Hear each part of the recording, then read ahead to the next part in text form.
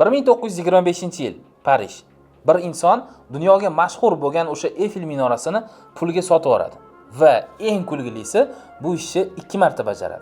Eng dahshatlisi nima bilasizmi? Uning mijozlari pul to'laganlaridan keyin ham politsiyaga shikoyat qilishga uyalishadi, chunki sharmandalikdan qo'rqishgan. Bugun men sizga ana shu inson va inson miyasi qanday qilib ishonch, qo'rquv va obro'-e'tibor bilan boshqarilishi mumkinligi haqida gapirib beraman. O'ylaymanki, ushbu video siz uchun albatta qiziqarli bo'ladi.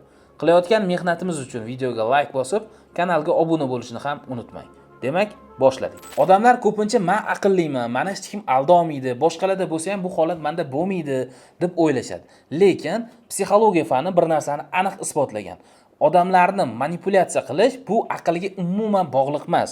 U shunchaki ming yillar davomida shakllangan instinktlarga bo'lgan hujum hisoblanadi. Bugun biz ikki xil masalani ko'rib chiqamiz.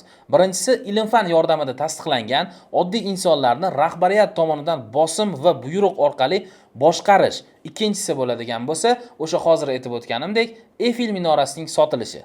Videoni oxirigacha ko'ring va videoni oxirida men sizga manipulyatorlar ishlatadigan 5 ta texnikani sanab o'taman. Manipulyatsiya nima va u qanday ishlaydi? Manipulyatsiya bu boshqa insonning fikri, hissiyoti yoki xatti-harakatini uning bilimi va roziligisiz yashirin usullar orqali boshqarish jarayoni hisoblanadi. U zo'ravonlikdan farq qiladi, chunki qurbon o'zini erkin qaror qabul qilyapman deb his qiladi. Aslida esa uning qarori allaqachon boshqa birov tomonidan loyihalashtirilgan bo'ladi. Buni isbotlash uchun 1961-yilda Stanley Milgram tomonidan eksperiment o'tkaziladi. Ishtirokchilarga tajriba davomida boshqa bir odamga elektr toki berishlari kerakligi aytilgan. Ular boshqa xonada o'tirgan odamga savol berishgan. Agar u savolga noto'g'ri javob bersa, ishtirokchi maxsus qurilma orqali unga elektr toki berishi va har bir xato javobda kuchlanishni oshirib borish kerak edi. Aslida esa ikkinchi odam aktyor bo'lgan va unga hech qanday elektr toki berilmagan. U oldindan kelishilgan tarzda og'riq sezayotganday baqirgan, shikoyat qilgan va hatto ma'lum bir nuqtadan keyin javob berishni to'xtatgan. Eng qizig'i shundaki, ishtirokchilar buni haqiqiy deb o'ylashgan.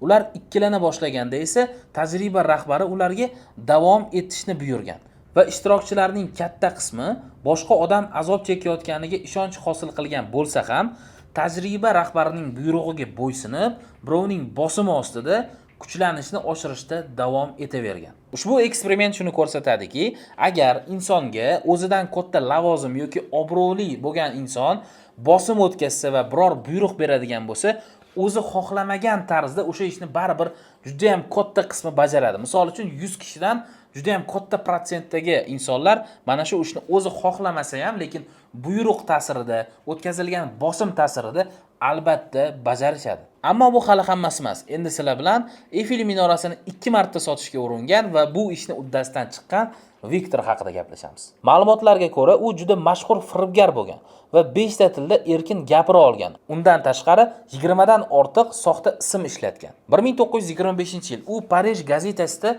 Eyfel minorasini saqlash xarajatlari qimmatga tushayotganini va uni buzib temir tersak sifatida sotish mumkinligi haqidagi maqolani o'qib qoladi. Ko'pchilik bu xabarni shunchaki o'qib o'tib ketgan bo'lardi. Viktor esa bundan foydalanishga qaror qiladi. U o'zini davlat amaldori sifatida ko'rsatib, Parijdagi hashamatli mehmonxonalarning birida 6 nafar temir bilan savdo qiladigan insonlarni yashirin uchrashuvga chaqiradi. Viktor ularga hukumat Eyfel minorasini buzib, temirni sotishga qaror qilganini aytadi. Savdogarlardan biri Viktorga ishonch hosil qilish uchun pora taklif qiladi. Viktor porani qabul qiladi va pora bergan inson ishonchi yanada oshadi. Viktor pullarni olgach, Parijdan shunchaki g'oyib bo'ladi. Eng hayratlanarlisi shundaki, pora bergan inson firibgarlikka uchraganini bilsa ham, uyatdan, ya'ni sharmandalikdan qo'rqib, politsiyaga murojaat qilmaydi. Endi siz bilan videoni boshida aytib o'tganimdek, manipulyatorlar ishlatadigan 5 ta texnika haqida gaplashamiz. Milgram tajribasi, Viktorning firibgarligi yoki bugungi kundagi internetdagi aldovlar bir-biridan farq qilsa ham, lekin ularning ortida deyarli bir xil bo'lgan psixologik usullar yotadi. Birinchisi avtoritet. Manipulyator o'zini kuchli yoki ishonchli shaxs sifatida ko'rsatadi. Masalan, bank xodimi yoki davlat idorasi vakili sifatida qo'ng'iroq qiladi. Men bank xavfsizligi bo'limidan qo'ng'iroq qilyapman degan oddiy jumlaning o'zi ham odamning shubhasini nisbatan kamaytirishi mumkin. Ikkinchisi shoshiltirish. Hisobingiz hozir bloklanadi. Faqat 10 daqiqa vaqtingiz bor. Hozir tasdiqlamasangiz pulingizni yo'qotasiz. Bunday gaplar odamda o'ylash yoki vaziyatni tekshirish uchun vaqt bermaydi. U shunchaki tezroq qaror qabul qilishga harakat qiladi. Uchinchisi ijtimoiy isbot. Buni minglab odamlar ishlatyapti. Hamma shu usuldan pul topyapti. Mashhur insonlar ham bundan foydalanadi. Inson boshqalarning tanloviga qarab o'z qarorini to'g'ri deb qabul qilishga moyil. Manipulyatorlar esa bundan juda yaxshi foydalanishadi. To'rtinchisi o'zaro majburiyat hissi. Sizga avval kichik sovg'a, bepul xizmat yoki maxsus imkoniyat taklif qilishadi. Keyin esa sizdan javoban nimadir qilish so'raladi.